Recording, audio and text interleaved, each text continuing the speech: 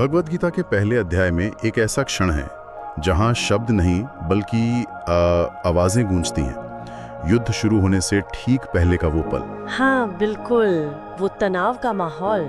आज हम कुरुक्षेत्र के मैदान में उतरेंगे और गीता के अध्याय 1 श्लोक 13 को समझने की कोशिश करेंगे, हमारे पास जो स्रोत हैं उनके नजरिए से। जी, देखते हैं ये श्लोक युद्ध के उस माहौल को कैसे जिंदा करता है। तो श्लोक कहता है, ततः शंखाश्च भैर्यश्च प्रणवानक गोमुखा सहसैवाभ्यन्यन्त सशब्दस्तुम लोहवत। यानी इसके बाद अचानक शंख, भेरी, प्रणव, आनक और गोमुख ये सब एक साथ बज उठे और वो आवाज जबरदस्त, कान फाड़ देने वाली थी। बिल्कुल, और यहाँ सिर्फ शंख की ही बात नहीं हो रही है ना? नहीं, कई सारे वाद्य यंत्र। जी, स्रोत यही बताते हैं कि ये कई तरह के वाद्य यंत्र हैं। शंख तो है ही, फिर भेरी मतलब शायद बड़े नगाड़े।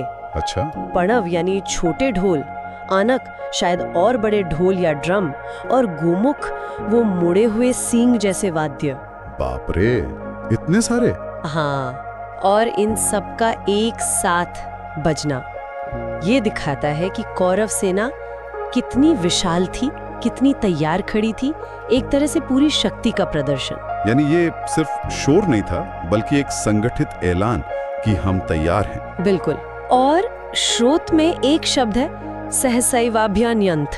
हाँ, अचानक बज उठे। इस अचानक पर क्यों जोर दिया गया? इसका क्या मतलब है? ये अचानक शब्द बड़ा दिलचस्प है। मतलब स्रोत इशारा करते हैं कि ये शायद दिखाता है कि कैसे एक पल की शांति के बाद एकदम से युद्ध का धमाका हुआ। ये ध्वनि का विस्फोट उस तनाव को दर्शाता है जो बिल्कुल चरम पे पहुंच चुका था। अच्छा। और ये एक मनोवैज्ञानिक दबाव बनाने का तरीका भी हो सकता है ना? दुश्मन को अचानक अपनी पूरी ताकत और एकता का एहसास कराना, सब कुछ एक साथ एक लय में शुरू। सही कह रहे हैं। और आवाज कैसी थी? श्लोक कहता है तुमुला अभवत। वो आवाज तुमुल थी।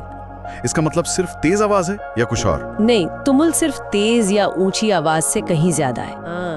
स्रोत के अनुसार ये शब्द उस आवाज की भारी, गडमड मतलब कोलाहल भरी प्रकृति को दिखाता है। कोलाहल भरी। जी, इसमें जोश तो है, लेकिन शायद आने वाली मारकाट और वो जो अव्यवस्था होती है युद्ध की, उसकी गूंज भी है।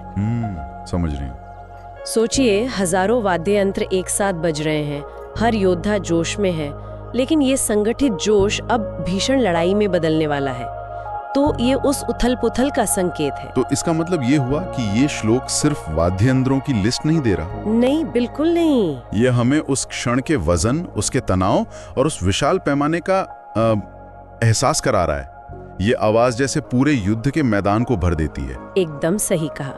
ये श्लोक सुनने वाले या पढ़ने वाले को सीधे उस माहौल में ले जाता है। हाँ। और स्रोत ये भी बताते हैं कि ये ध्वनि विस्फोट कौरवों की तरफ से पहल को दिखाता है, उनकी आक्रामकता, उनका आत्मविश्वास या शायद अहंकार भी। अच्छा। ये उस बाहरी उथल पुथल को स्थापित करता है जिसके ठीक बीच में अर्जुन का आंतरिक संघर्ष शुरू होगा।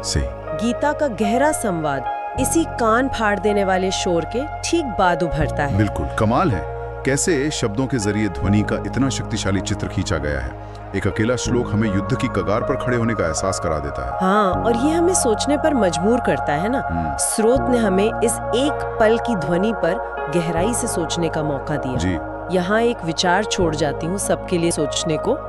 किसी बड़े संघर्ष या घटना से ठीक पहले का ये सामूहिक जबरदस्त शोर, ये बाद में आने वाले व्यक्तिगत चिंतन या दार्शनिक संवादों से कितना अलग होता है? दिलचस्प सवाल है। क्या इस तरह की शुरुआती संवेदी छापे, चाहे वो ध्वनि हो या कोई और एहसास, हमारे अनुभव और घटनाओं की समझ को आकार देने में कोई भूमिका निभाती हैं? इस पर सोचा जा सकता है।